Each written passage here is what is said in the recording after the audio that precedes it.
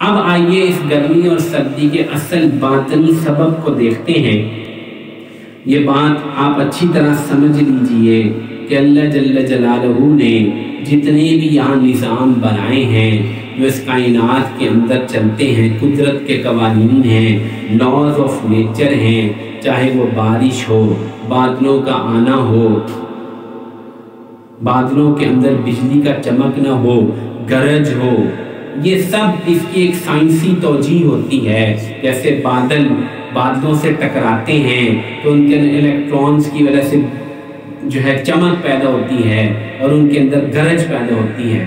لیکن شریعت ہمیں یہ بتاتی ہے کہ جتنے بھی نیچرل فینومیناز، قدرتی چیزیں یہاں زمین میں، کائنات میں ہو رہی ہیں، ان کا ایک ظاہری سبب ہوتا ہے جس کو سائنس بتاتی ہے، اور ایک اس کا باطنی سبب ہوتا ہے جو اللہ جل جلالہ کے کنٹرول میں ہوتا ہے، اور اصل میں وہ تکوینی طور پر اللہ کی طرف سے وہ نظام چل رہا ہوتا ہے۔ چنانچہ ہم بخاری اور مسلم کی طرف رجوع کرتے ہیں اور دیکھتے ہیں کہ گرمی اور سردی کا اصل باطنی سبب کیا ہے۔ آئیے حدیث دیکھتے ہیں، بہت مشہور حدیث ہے، بخاری میں بھی روایت کی گئی ہے اور مسلم شریف میں بھی روایت کی گئی ہے۔ اس حدیث کے راوی ہیں حضرت ابو ہریرہ رضی اللہ تعالی عنہ، جو اس حدیث کو نقل کر رہے ہیں، اور یہ حدیث بخاری مسلم دونوں میں آئی ہے۔ عن ابی ہریرہ رضی اللہ تعالی عنہ قال قال رسول اللہ صلی اللہ علیہ وسلم اشتقت النار الى ربها، جہنم نے اللہ تعالیٰ سے فریاد کی، فقالت یا ربی، اے میرے رب، اکل بعضی بعضا، میرے بعض حصوں نے بعض حصوں کو کھا لیا ہے، فاذن لها نفسین، تو اللہ تعالیٰ نے اس کو اجازت دی کہ وہ 2 سانس لیا کرے۔ فاذن لها نفسین، اللہ تعالیٰ نے اس کو 2 سانس لینے کی اجازت دی، نفسا فی الشتاء و نفسا فی الصیف، ایک سانس وہ گرمی میں لیتی ہے اور ایک سانس وہ سردی میں لیتی ہے۔ فرمایا فَأَشَدَّ مَا تَجِدُونَ مِنَ الْحَرِّ مِنْ سُمُومِ جَهَنَّمَ، تو گرمی کی اصل وجہ جہنم کا سانس کو باہر پھینکنا ہے۔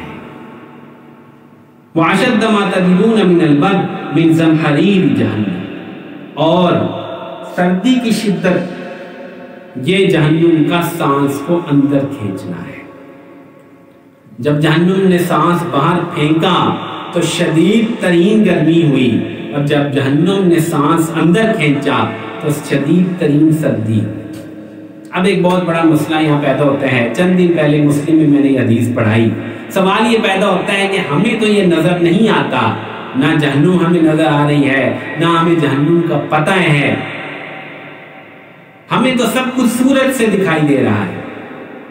تو بندہ عاجز کے ذہن میں اس کی ایک توجیہ آتی ہے، اس کی تشریح میں نے کی تھی جو کہ اللہ ہی جانتے ہیں، ویسے سمجھنے سمجھانے کے لیے ایک بات ذہن میں آئی تھی جو میں نے عرض کی کہ جہنم کا تعلق وہ سورج کے ساتھ کوئی لنک ہے باطنی طور، تو جب اللہ جل جلالہ کے حکم سے یہ باہر سانس پھینکتی ہے تو وہ ہیٹ جو ہے وہ ساری ایبزارو کرتا ہے سورج، اور وہ ہمارے اوپر پھینک دیتا ہے، اور جب یہ اندر سانس کھینچتی ہے تو جو ہیٹ میں کمی ہوتی ہے وہ سورج میں بھی وہی کمی ہو جاتی ہے اور ہمارے اوپر سردی آ جاتی ہے۔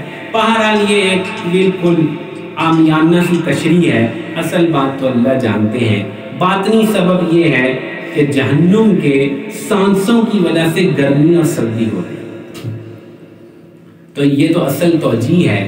آئیے اب اصل بات کی طرف بڑھتے ہیں، وہ یہ ہے کہ سردی میں جو راتوں کا لمبا ہونا ہے اور دنوں کا چھوٹا ہونا ہے، یہ کس طرح مومن کے لیے فائدہ مند ہے، اور شریعت نے ہمیں گرمی اور سردی کے اعتبار سے کیا چیز سمجھائی ہے۔ یہ بہت زیادہ اہم بات ہے، اور اس کو سمجھیں گے انشاءاللہ تعالی تو بہت فائدہ ہوگا۔ یہ بیان میں اس لیے کر رہا ہوں کہ اب واقعتاً ٹھنڈ بھی آ چکی ہے اور راتیں بھی طویل ہو رہی ہیں، اور دن چھوٹے ہو رہے ہیں۔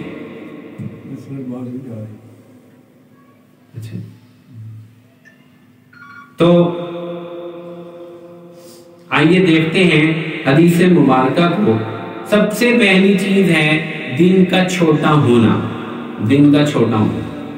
تو آپ دیکھتے ہیں کہ 7 بجے سورج نکلتا ہے، 7 بجے، اور 5:01 یا 2 پر، اور آئندہ آنے والے دنوں میں 4:57 پر غروب ہو جاتا ہے۔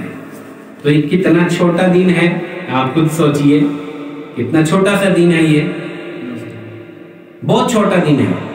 اس میں مومن کو کیا فائدہ ہوتا ہے؟ رسول اللہ صلی اللہ علیہ وسلم فرما رہے ہیں کہ مومن کو اس سے بہت زیادہ فائدہ ہو جاتا ہے۔ فرمایا الغنیمۃ الباردۃ والصوم فی الشتاء، رواہ ترمذی۔ رسول اللہ صلی اللہ علیہ وسلم نے شان فرمایا ٹھنڈی اور آسان غنیمت یہ سردیوں کا روزہ ہے۔ ٹھنڈی اور آسان غنیمت یہ سردیوں کا روزہ ہے۔ کیوں؟ کیونکہ ایک تو دن چھوٹا ہو گیا، دوسرا پیاس ہی نہیں لگتی، کیونکہ جتنی سویٹنگ ہوتی ہے، پسینہ نکلتا ہے انسان کے بدن سے، اتنی اس کو پانی کی ضرورت محسوس ہوتی ہے۔ سردیوں میں چونکہ پسینہ ہی نہیں نکلتا، اس لیے آدمی کو پیاس ہی نہیں لگتی، اور جب روزہ چھوٹا ہو جاتا ہے تو بھوک برداشت کرنا بہت آسان ہو جاتا ہے۔ تو کیا ہوا کہ روزہ غنیمت باردہ ہو گئی۔ غنیمت کسے کہتے ہیں؟ حدیث کو سمجھتے ہیں۔ غنیمت کہتے ہیں جنگ میں فتح کے بعد ملنے والے سامان کو۔ اب کبھی ایسا ہو کہ ایک جگہ مسلمانوں نے حملہ کیا اور لڑائی نہیں ہوئی، نہ تیر چلا نہ تلوار چلی، اور دشمن نے ہتھیار ڈال دیا اور بہت زیادہ غنیمت حاصل ہوئی، تو یہ کیا ہے؟ آسان غنیمت۔ کچھ بھی محنت نہ کرنی پڑی اور اتنا مال مل گیا۔ بعینہ سردیوں میں آسان روزے، بہت سارے لوگ نفلی روزے رکھنا چاہتے ہیں، لیکن گرمیوں کے لمبے روزے، آج کل ہمیں 3 وقت کھانے کی عادت ہے، تو گرمیوں کے لمبے روزے ہم سے رکھے نہیں جاتے۔ سردیوں کے روزے آسان ہیں۔ بخاری شریف میں ہے الصوم لی وانا اجزی بہ، روزہ میرے لیے ہے اور میں ہی اس کی جزا دوں گا۔ تو یہ عظیم نعمت ہے، عظیم نعمت ہے۔ اور روزہ رکھنا کتنا آسان ہے۔ ہم سحری اور افطاری کے لیے تردد زیادہ کرتے ہیں، اس لیے بھی ہم سے روزہ نہیں رکھا جاتا، کیونکہ ہم باقاعدہ طور پہ سحری کے اندر پراٹھے اور اس کے ساتھ طرح طرح کے سالن اور دودھ اور چائے، اس قسم کی چیزیں کھانے کے عادی ہیں۔ اس وجہ سے ہمیں عام دنوں میں روزہ رکھنے کا سردیوں میں ارادہ بھی کر لیں تو اس وقت چونکہ یہ چیزیں موجود نہیں ہوتی، تو اس لیے ہمیں روزہ مشکل لگتا ہے۔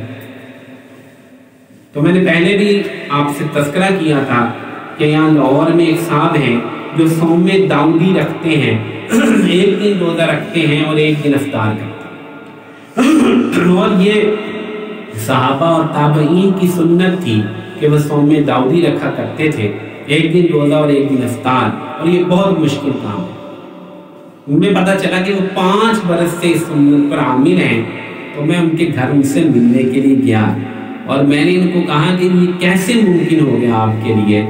تو انہوں نے کہا کہ آپ سردیوں میں آغاز کریں ایسے روزہ رکھنے کا، کچھ عرصے کے بعد آپ کو پھر اس کی عادت ہو جائے گی اور آپ آسانی سے یہ کام کر سکیں گے۔ میں نے کہا سحری افطاری کا آپ کیا کرتے ہیں؟ یہ ایک بڑا مسئلہ ہے۔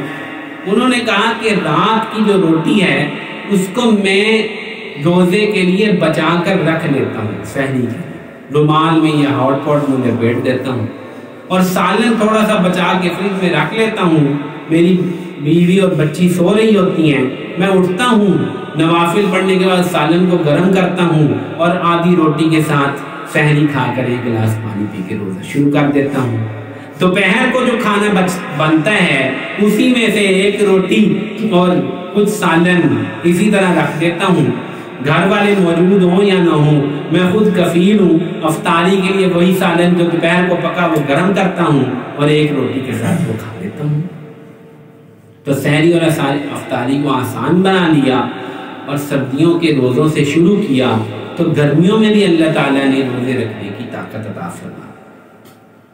تو یہ سردیوں کے روزے یہ ایک الغنیمت الباردہ ہے، ایک بہت بڑی نعمت ہے۔ اب اس نعمت کو حاصل کرنے کے لیے کیا کرنا پڑے گا؟ تھوڑا سا نظم، تھوڑی سی ترتیب بنانی پڑے گی اپنے گھر کے اندر۔ تھوڑا سا اس نظام کو آپ درست کر لیں گے اور تھوڑی سی فکر فرما لیں گے تو آپ کے لیے روزے آسان ہو جائیں گے۔ اور یہ 3 روزے ایام 20 کے، اس سے ہم اس محنت کو شروع کر سکتے ہیں، اور اس کے بعد پیر اور جمعرات کا روزہ اگر ہم رکھنا شروع کر دیں تو ایام 20 اور پیر اور جمعرات کا روزہ ملائیں تو الحمدللہ مہینے میں تقریباً ہمارے 11-12 روزے بن جائیں، تو ایک بہت بڑی نیکی ہمارے ہاتھ آ جائے۔